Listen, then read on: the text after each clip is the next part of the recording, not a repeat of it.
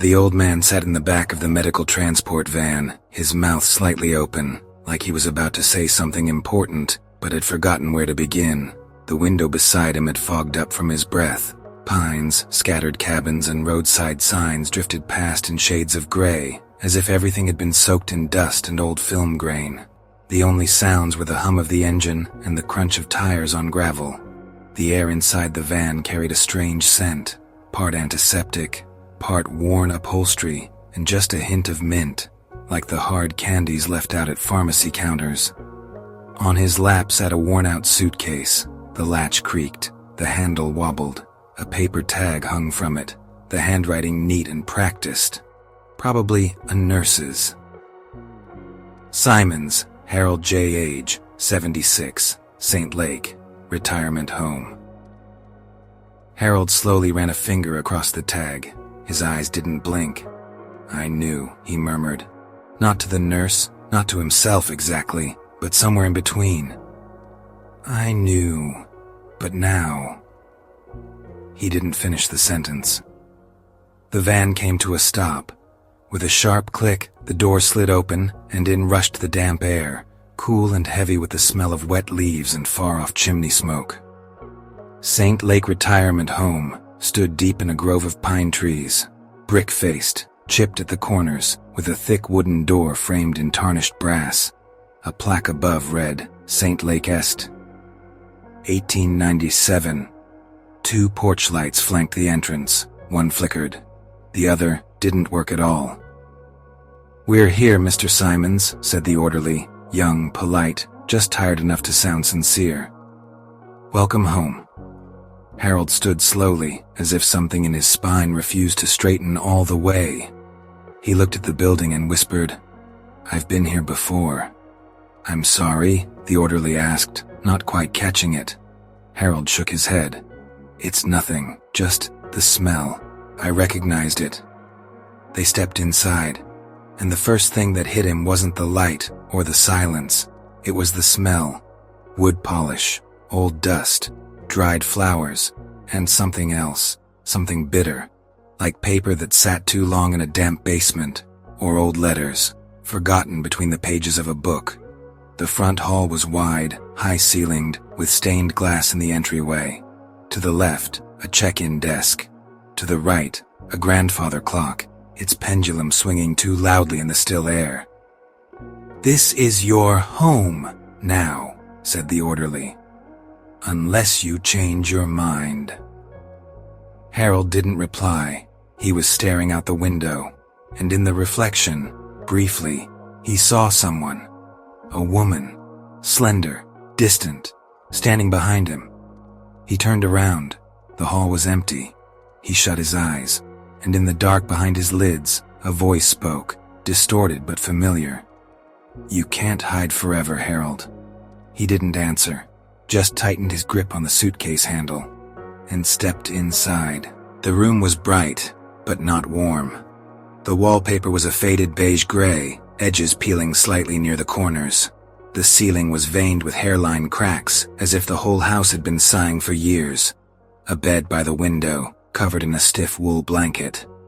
A high-backed chair against the wall. A narrow dresser with dulled brass handles. Everything looked used, but not lived in. Like someone had tried to recreate comfort from memory without understanding what it meant. From the open window drifted a light chill, carrying the scent of lake water and something marshy, green. Far off, a rhythmic creak echoed, either a gate or a swing, steady and slow, like an old man's breath.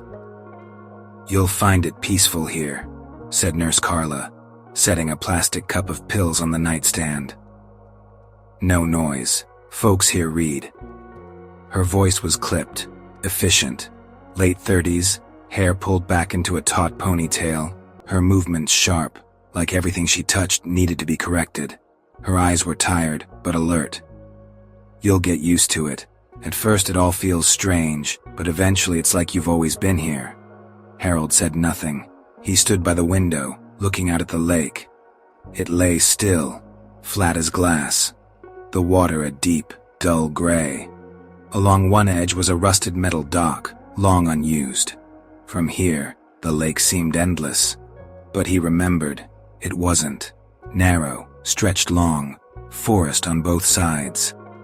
He felt something tighten in his chest, not fear, not sadness, recognition. "And this is your neighbor, Mr. Daniels," Carla said, nodding toward the door. A man in a wheelchair rolled silently into view. Thin frame, sharp nose, wearing a knit vest and a single eye patch. His one visible eye seemed to burn right through Harold. He didn't speak, just nodded, then rolled off down the hallway. "Not much of a talker," Carla explained, "but harmless." When she left, the room turned quiet. Too quiet. Harold lowered himself into the chair. The old leather creaked under his weight. The rug beneath his slippers kept sliding, revealing worn wood planks beneath. He ran a hand along the armrest and felt scratches, deep, deliberate, etched by someone. Fingernails? A penknife? He didn't look closer. The air shifted slightly. A faint smell, lily of the valley. He froze. Somewhere deep in his memory, the scent struck a chord. Not an image, not a flower, a feeling. He stood and moved toward the mirror. It hung above the dresser, slightly askew. The frame was dark wood, dulled by age. The glass was cloudy. He didn't like mirrors, but out of habit he looked anyway. His reflection stared back, older than he remembered. Deep lines, red-rimmed eyes, thin frame, but none of that unsettled him. In the reflection, someone was standing near the door. He spun around. Nothing. Back to the mirror. Empty. He closed his eyes, took a deep breath. It's just your mind, just nerves. But while he stood there, eyes shut, he felt it. Breath on the back of his neck. Warm. Dry. Someone standing just behind him. Watching. He didn't turn around. "I remember," he whispered. "I just don't want to." He opened his eyes. The mirror showed only him. He woke to the sound of chalk on a blackboard. Not an alarm, not a nurse. Chalk. The air had changed. Dry dust, old thermos coffee, starch in shirt cuffs. The light was warm and yellowish, filtered through ceiling lamps. Outside the open windows, a street hummed softly. Somewhere, a newspaper vendor shouted the morning's headlines. Harold was sitting at a desk. Not his room, not the home. A lecture hall. Rows of students filled the seats in front of him, notebooks open, eyes focused. Young faces. Harold blinked slowly. He was younger. His hands were smooth again. No liver spots. His tie was tight at the collar, and the watch on his wrist, the one he'd lost decades ago, ticked softly. He knew this place. He knew this day. The philosophy department, Richmond University, 1971. He didn't know how he got here. It wasn't a dream. It was too real. The weight of his body, the hum of fluorescent lights, the heat in the back of his neck. He cleared his throat, tried to speak. His voice wavered. Plato once argued that. He trailed off. In the back row, near the window, she sat. A woman in a pale coat, hair pulled up in a soft twist, a pen in her hand, though she wasn't writing. Just watching him. Gray eyes, too calm, not curious, not judgmental, knowing. Harold swallowed hard. He stepped off the podium, moved down the aisle. Each step felt heavier than the last. He stopped beside her. She didn't move, only whispered, "You said this was never meant to be remembered." "Who are you?" I waited. "You always come back when the pain dulls." She looked at his hand, the one gripping the edge of the desk. "You forgot," she said softly. "But memory isn't a door. It's a lake. It reflects, even the things you throw to the bottom." He stepped back. The sound of the lecture hall faded, the scribble of pens, the shifting of chairs, gone. He turned. No rows, no blackboard, no lights, only darkness through the windows. He turned back. Her seat was empty. Harold squeezed his eyes shut, then opened them again, back in his room, gasping, sheets damp with sweat beneath his back. The world felt dimmer, the air heavier, the silence thick and watching. Only one thing was new. On his palm, a pale streak, a line of chalk. The morning began with a tremble in his fingers. Harold sat by the window, staring out at the lake. It looked motionless, more like a photograph than water. The trees on the far bank didn't sway, but he had the strange impression they were watching, not moving, watching. On the small table beside him lay a notebook, brand new, its pages crisp, untouched. On the first page, in handwriting unmistakably his own, a message: write everything, even if you don't believe it. H. He couldn't recall when he wrote it, but the handwriting was his. His fingers unconsciously traced the first letter. A fine dust still clung to his fingertips. Chalk. He picked up a pen and began to write. The lake, silent. Same smell. I feel like I knew this shoreline before, but when? Last night, a dream. Lecture hall. I was young, she was there. She spoke of memories, of the bottom. Name, Eve, Evelyn. He froze. The pen dropped from his hand. The name had come on its own, like a knife to the gut. He whispered it aloud. Evelyn. And just then, from outside, came the scrape of a chair on wood. Abrupt, brief, like someone shifting on a porch. He rose, went to the window. Nothing. But when he turned back to his chair, the notebook was open to the next page, in different handwriting, sharper, with a faint feminine curve. You've already forgotten her, but she hasn't forgotten you. He reached for the door, called out for Carla. But the hallway was quiet. Too quiet. He stepped out. His slippers brushed soundlessly over the carpet, past the dining hall, past the library, toward the west wing, where the building felt older, less used. He stopped at room 6. A small brass plate on the door read, Sanders, E. He stood there, hand hovering near the doorframe. From within, a voice, faint, female. At first, it was humming, then words. You weren't to blame, you just forgot, you just forgot. He opened the door. The room was empty.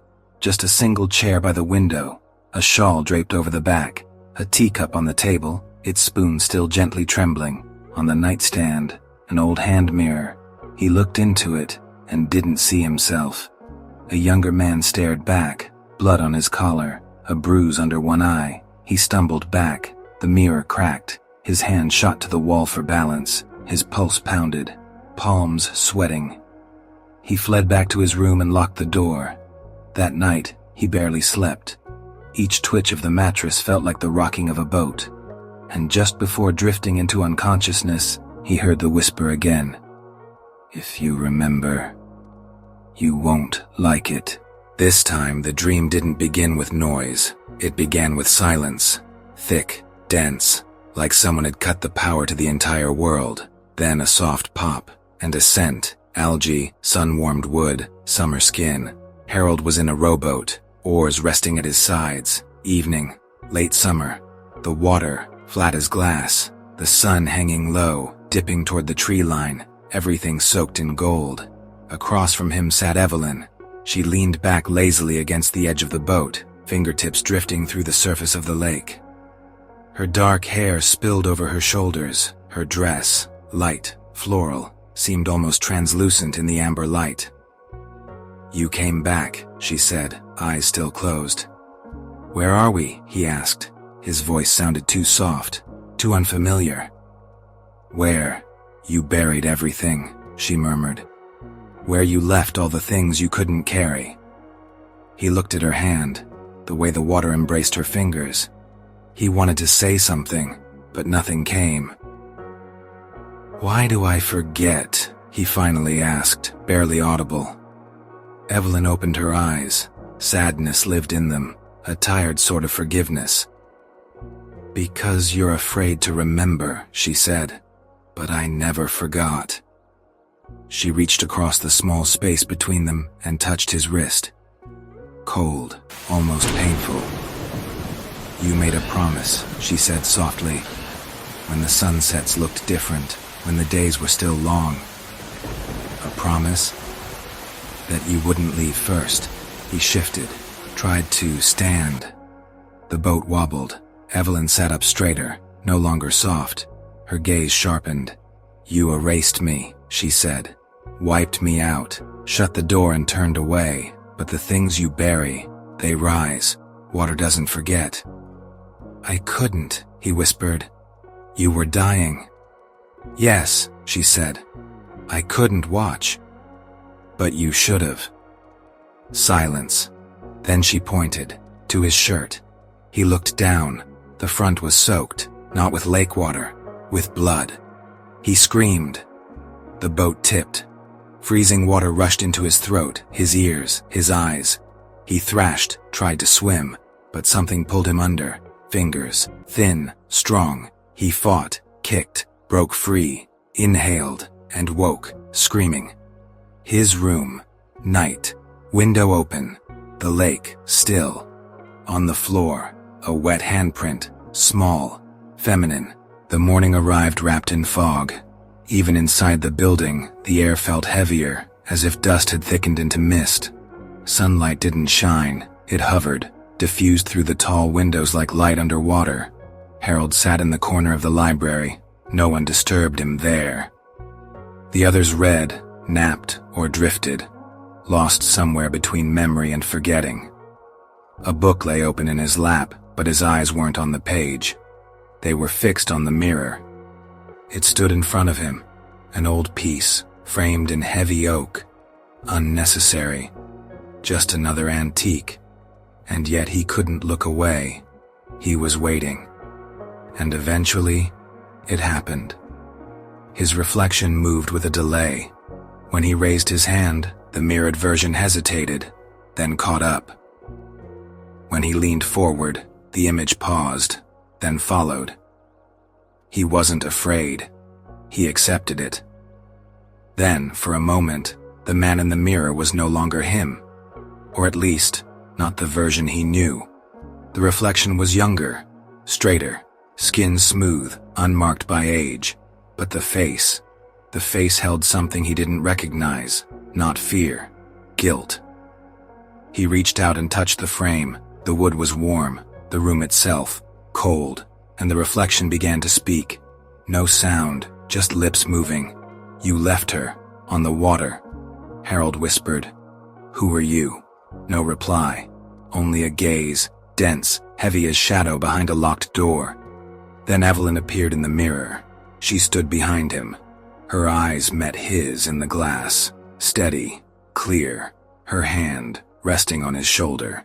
He spun around, no one there, but the pressure remained, a weight where her hand had been. He stood abruptly, knocking the chair over. An old woman nearby jumped. "Everything all right, Mr. Simons?" He stared at her for a long moment, then quietly said, "I know where she drowned." And he left the room. He didn't know why he went there. Maybe he hadn't really slept. Maybe the morning just happened, thin, buzzing, stretched tight over everything like static. He skipped breakfast, told the nurses he was tired, needed rest, but really, he was waiting. The key he'd found the day before, hidden in his desk drawer beneath a pile of old postcards. Brass, rusted, stamped with a number, 0. There was a hallway in the east wing, long abandoned, no sign, no reason to go there. The door was blocked by cabinets, dust thick. He moved them, one, then another. The lock clicked. The smell hit him like a wave, dry mold, chipped paint, and something else, something metallic, sharp, like blood on the tongue. He clicked on a flashlight. The corridor was narrow, its wallpaper peeling in damp curls. On the floor, the dust had been swept aside in a single path. Someone had been here. At the end, a room. No windows, one table, 2 chairs, an old reel-to-reel projector on a tripod, shelves lined with tapes, plastic cases, cardboard boxes. One tape stuck out, faded label, S.H.S. Session 4. His fingers trembled as he slid it into the machine. The projector wheezed to life. The image flickered onto the wall.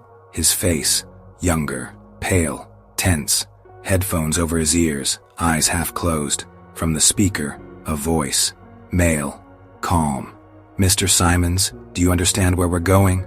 Then, his own voice, cracked, breathless. "If I remember this, I won't be able to live. Please, just erase it." Harold froze. On the screen, he began to sob, to scream. The name Evelyn rang out 3 times. Then, static. The tape snagged.